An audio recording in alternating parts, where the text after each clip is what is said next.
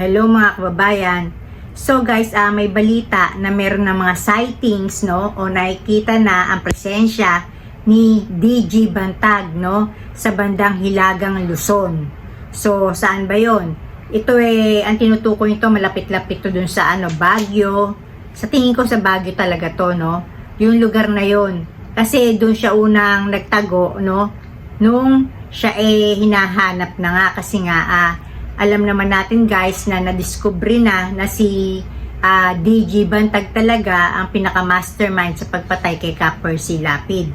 Si Director General Bantag, no, ang tinutukoy ni Ka Percy Lapid na Cinderella Man, no, na mula sa pagiging mahirap ay yumaman, no, dahil nga nagpakasasa dun sa Bucor. So, in-expose ni Ka Percy Lapid yung mga katiwalian ni Bantag, no?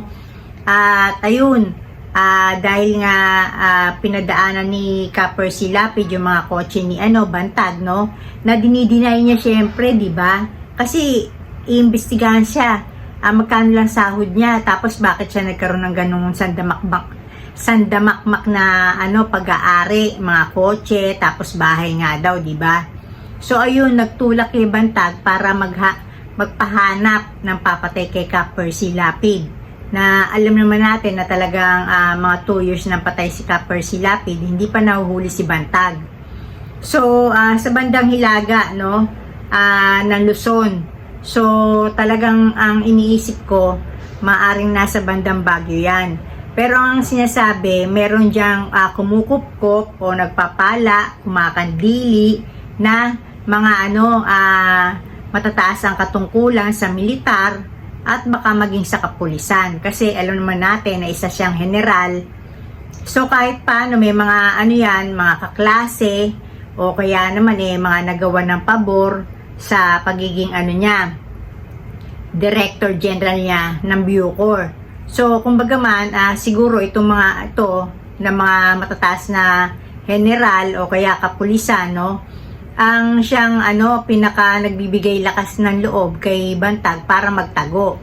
So guys, ang sinasabi ko lang dito, sana marinig to, no, makarating to sa mga kumakandili kay Bantag, no, na si Bantag ay may dapat panagutan sa batas. So yan, hindi nyo dapat yan kupkupin, kalingain o itago sa batas, no. Si Bantag dapat panagutin yan kasi alam nyo guys, siya mismo yung pinaka mastermind sa pagpatay kay Ka Percy Lapid. So siya talaga yung pinaka endpoint na tinuturo, no. Ngayon, kung sa tingin ni Bantag talaga maliwanag na hindi naman siya talaga yon, dapat lumabas din siya para naman yung maipaglaban din niya yung sarili niya. So ang huhuli daw dito, no, o isa sa mga nagtatrabaho para hulihin si Bantag ay si General Torre. So alam naman natin na syempre may napatunayan na talagang napakahalaga sa lipunan itong si General Torre dahil siya yung humuli dito kay Kibuloy, no, one day before, bago mahuli talaga si Kibuloy, no, etong igagong si Bato de la Rosa, no, pinapaalis na ang tropa o grupo ni Torre doon at wala naman daw mapapala doon. Pero dahil nga sa pagiging persistent o kumbaga man matyaga nitong si General Torre, nahuli si Kibuloy. So isang malaking hamon to kay General Torre na sana mahuli niya talaga yung parang malapalos na si Bantag kasi sabi nga mahusay daw sa paghawak din ng barel itong si Bantag. So dapat talaga na maging maingat din sila kasi mga buhay din nila nakataya dito sa paghuli kay Bantag, no. Pero ang sinasabi ko lang guys, no, etong si Bantag dahil nga marami ang connection, no.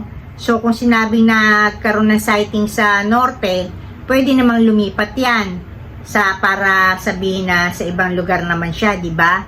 Kumbaga man madali naman talaga na lumipat siya sa lugar, di ba? Kasi kumbaga maaari talaga siyang itago ng mga kapwa niya may kapangyarihan sa batas, no? O kaya may mataas na katungkulan sa batas. So, ang sinasabi ko kasi, dapat lagyan ng pressure yung ulo ni Bantag, no? Kasi alam nyo guys, kung hindi lalagyan ng pressure yung ulo ni Bantag, walang magtuturo dyan. Kasi syempre takot, di ba? At saka gusto nilang tahimik na buhay. Pero lagyan mo ng pressure yung ulo ni Bantag, lagyan mo ng kagaya nung kay Kibuloy na 10 million, di ba? Madaling mahuhuli yan kasi maraming magtuturo dyan. Sa hirap ng buhay ngayon, no? Ite-take nila yung risk na mapahamak sila. Maituro lang nila si Bantag para makuha nila yung papremyo, di ba? O kaya yung premyo o yung reward, yung gantimpala, di ba?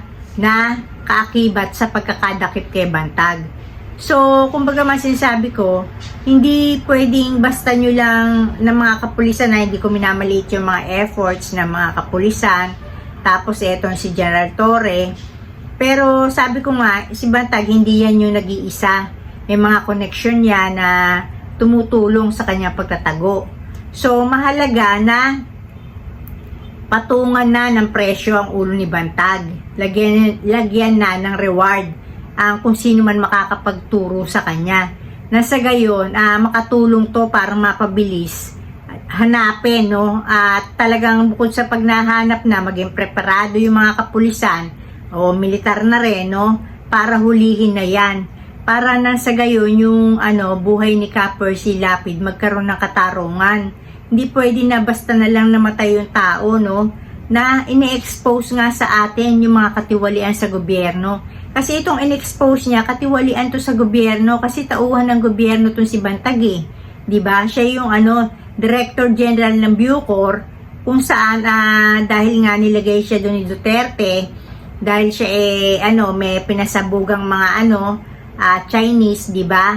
Na ayun, nagkagutay-gutay yung katawan ng mga Chinese na hinangaan naman nitong si Digong, no? Dahil nga si Digong malademonyo rin na kaisipan. So itong malademonyo si Bantag, ang ginawa niyang director ng Bucor. So hanggang sa doon na nga parang naging kaharian ni Bantag yun, no? Mula sa pagiging mahirap, ayun, parang naging multimillionaire dahil kumbaga lahat ng illegal hinawakan na rin niya. Baka nga may mga napatakas pa yung mga yung mga kumbaga madadatong sa lipunan, di ba? Mga Chinese, di mo masabi. If the price is right, baka marami ring napatakas yan si Bantag. So, dapat lang na mahuli na siya at mabigyan na ng katarungan ang buhay ni Percy Lapid, no? So, ayun lang guys, mabuti naman, no, kung may sightings na nito si Bantag, ibig sabihin, malaki ang posibilidad na maari pa siyang mahuli at mapanagot sa pagkamatay ni Percy Lapid. So, dito na ako guys, and blessings everyone. Bye!